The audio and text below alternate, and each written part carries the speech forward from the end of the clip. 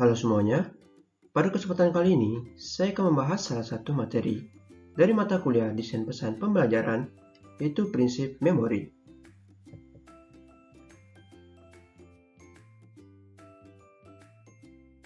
Sebelumnya, perkenalkan nama saya Ahmad Zufar, NIM 20110210028 dari Program Studi Teknologi Pendidikan, kelas A semester 3.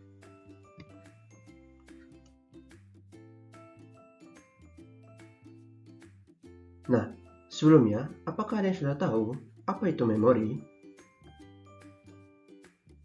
Menurut De Porter dan Hernard Kick dalam Aviatin pada tahun 2001, memori atau ingatan adalah suatu kemampuan untuk mengingat apa yang telah diketahui.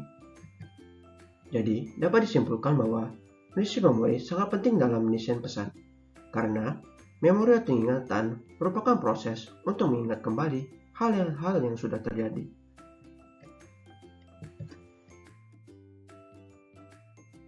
Selanjutnya, ada kredo pembelajaran aktif yang dikemukakan oleh Silberman pada tahun 2003. Kredo pembelajaran aktif ini berkaitan dengan prinsip memori yang terdiri dari sebagai berikut.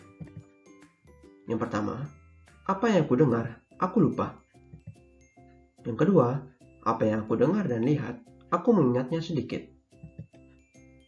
Yang ketiga, apa yang aku dengar, lihat, dan tanyakan atau diskusikan dengan orang lain, aku paham. Yang keempat, apa yang aku dengar, lihat, diskusikan, dan lakukan memberiku pengetahuan dan keterampilan. Dan yang kelima, apa yang aku ajarkan kepada orang lain, aku menguasainya. Kemudian, ada prinsip-prinsip yang harus dipahami dalam prinsip memori, yaitu sebagai berikut.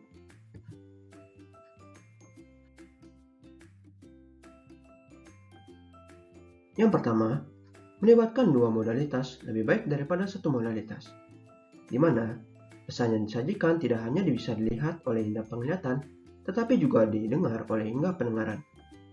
Teks tercetak atau gambar merupakan media visual, sedangkan ucapan, suara, musik merupakan media audio. Dalam mendesain pesan, kedua jenis media tersebut digunakan agar dapat memperdayakan dua modalitas, yaitu visual dan audio, dalam memahami pesan.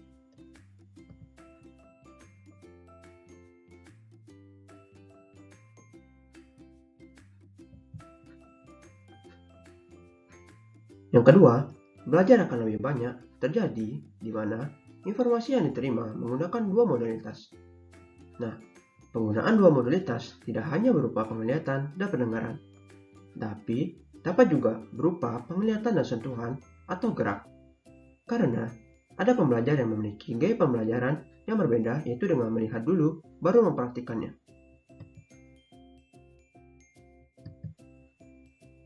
Nah, yang ketiga, pesan konkret lebih mudah diasosiasikan dan diingat. Dalam mendesain pesan teks maupun gambar, harus mempertimbangkan tingkat perkembangan pembaca.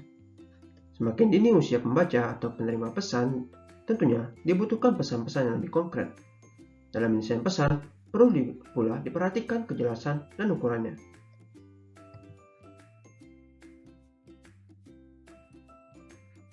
Yang keempat, untuk pembelajar pemula, dimulai dengan menyajikan pesan-pesan konkret.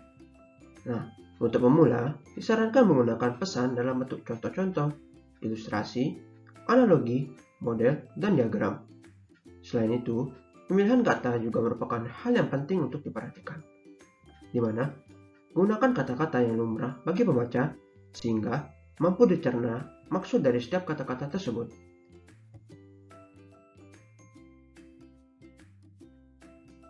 Yang kelima, keterampilan psikomotor dan belajar menghafal lebih mudah diingat melalui praktik daripada penjelasan verbal.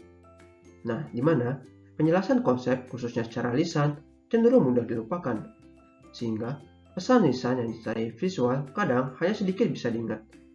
Nah, tentunya ada aktivitas-aktivitas nyata atau praktik ternyata sangat besar pengaruhnya terhadap dalam belajar dalam mengingat konsep maupun prosedur rumit.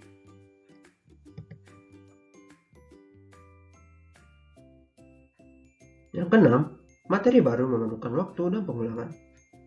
Pengulangan dapat digunakan untuk meningkatkan pemahaman dan daya ingat terhadap suatu konsep. Penggunaan prinsip ini mesti berhati-hati agar tidak berkesan monoton. Pengulangan bisa dilakukan dengan pencantuman teks, gambar, diagram, atau fokus pada poin tertentu. Dan yang terakhir, yang ketujuh, transfer pengetahuan dalam situasi nyata meningkatkan daya ingat. Pembelajar disediakan kesempatan yang luas untuk memanfaatkan atau mentransfer pengetahuan, sikap, dan keterampilan yang telah dikuasai dalam situasi yang berbeda-beda. Pengetahuan yang telah dipahami perlu juga diterapkan dalam situasi nyata agar lebih tahan lama tersimpan di memori.